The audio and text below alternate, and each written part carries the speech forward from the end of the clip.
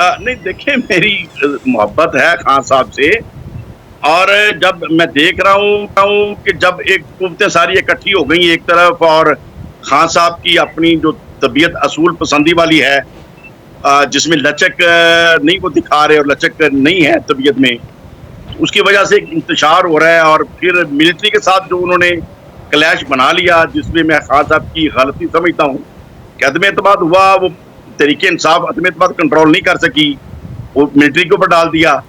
और उनको फिर पब्लिक के अंदर एक रिएक्शन मिलिट्री के खिलाफ पैदा हो गया, जो मैं तो पहले दिन से पार्टी में कहता था कि खान साहब क्यों, जब संभाल खुद नहीं सके तो मैं तो हो गया, बस बर्दाश्त करना चाहिए।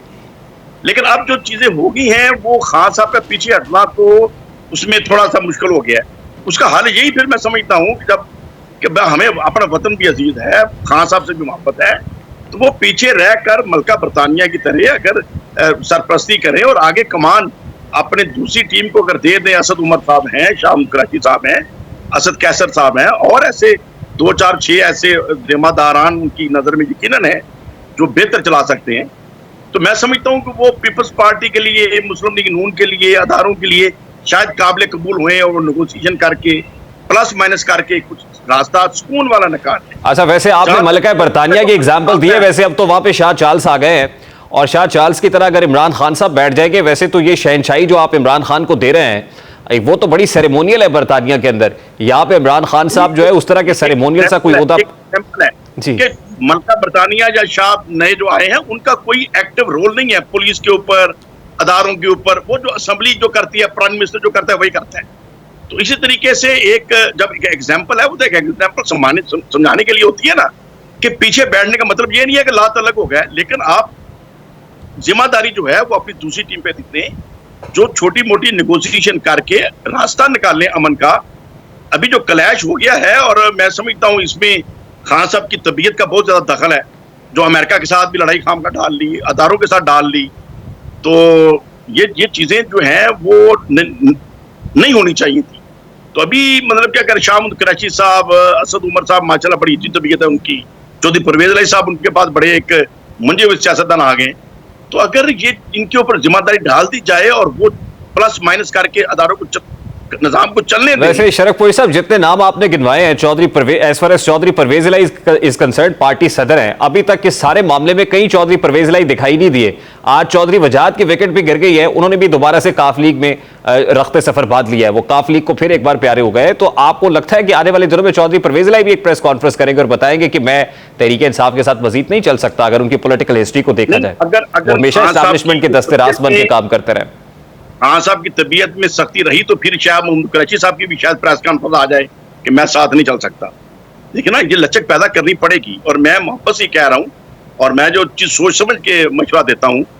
और प्रॉब्लम ये है कि खान साहब को प्राइम मिनिस्टर हाउस में भी जितनी मेरी मुलाकातें हुई, हमेशा किसी ना किसी इशू के ऊपर बात की, और वो बात भी बड़े अच्छे तरीके से सुनते थे, मुस्कुराते भी थे, बात को पसंद भी करते थे।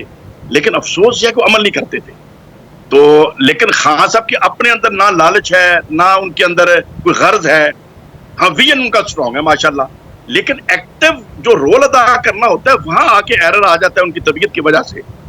तो उसका फिर अभी जो रास्ता कैसे निकलेगा, जब अभी मिलिट्री को उन्होंने खिलाफ कर लिया, जो नहीं होना चाहिए था, मतलब अदम एतमाद हुई तहरीक इंसाफ की नलायकी की वजह से, साफ बात है। अच्छा शरफ साहब, खान साहब इस वक्त इंस्ट्रक्शंस किससे ले रहे हैं? देखिए, आप कह रहे हैं कि पार्टी में सेम वॉइसेस है, शाहमूद कुरैशी जैसी, असद उमर जैसी, दीगर ये सब लोग इस वक्त जो है वो एमपीओ के तहत गिरफ्तार भी है। तो खान साहब इस वक्त इंस्ट्रक्शंस किससे ले रहे हैं? मेरी जो असेसमेंट है, खान साहब सुनते सबकी हैं, करते अपनी हैं, मशवरा एक्सेप्ट नहीं करते। हालांकि अगर हमारे लिए रोशन मिसाल तो सरकार दो आलम सल्लल्लाहु अलैहि वसल्लम से बढ़ के कोई नहीं हो सकती।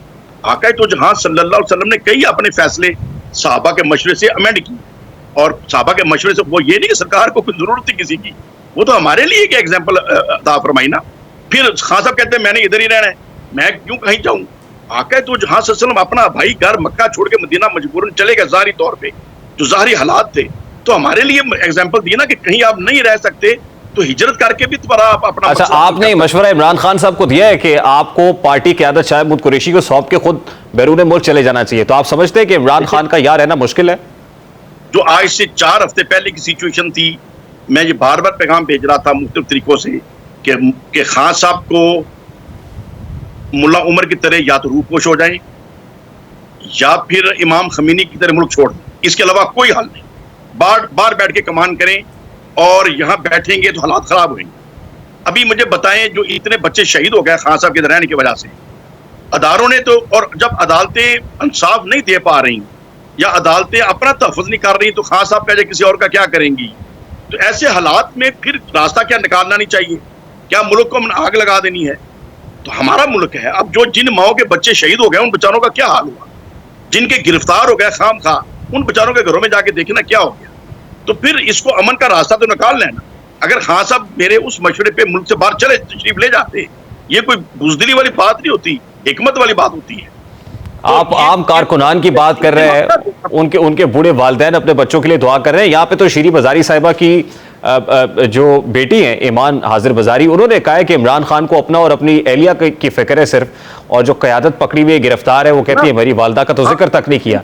तो आप इससे इत्तेफाक करते हैं? दिन आए हैं, अगर वो मेरे आखिरी उस मशवरे पे अमल कर लिया होता ये दिन ना देखना पड़ता। और आज भी मैं मशवरा दे रहा हूँ, मेरी हमेशा आदत है हजूर शेर रबानी रहमतुल्लाह अलैह के सदके, कोई प्रॉब्लम आए मैं दुरूशी पढ़ के सोचता हूँ, 1 दिन 2 दिन 3 दिन, और जहां फोकस ज़हन का हो जाए मुझे इत्मीनान होता है कि इसके अलावा कोई हल नहीं। तो अभी इसके अलावा कोई हल नहीं है कि ये क़यादत छोड़ के इत्मीनान करें अपने साथियों के ऊपर और खुद पीछे बैठ के नमाज पढ़ें, रोजा रखें, दुरूशी पढ़ें। अगर जेल भी जाना पड़े तो सुकून से चले जाएं, कोई जेल में जाके मतलब प्रॉब्लम नहीं आती। हज़रत मुजद्दद अल-अफ़सानी भी जेल में रहे हैं, बड़े बड़े बुजुर्ग जेल में रहे हैं। अच्छा शरफ फौजी साहब, आपका पॉलिटिकल फ्यूचर क्या है? क्योंकि चिराग तो बुझते चले जा रहे हैं सिलसिलावार, आपका पॉलिटिकल फ्यूचर पाकिस्तान तहरीक इंसाफ के साथ ही खड़े रहेंगे?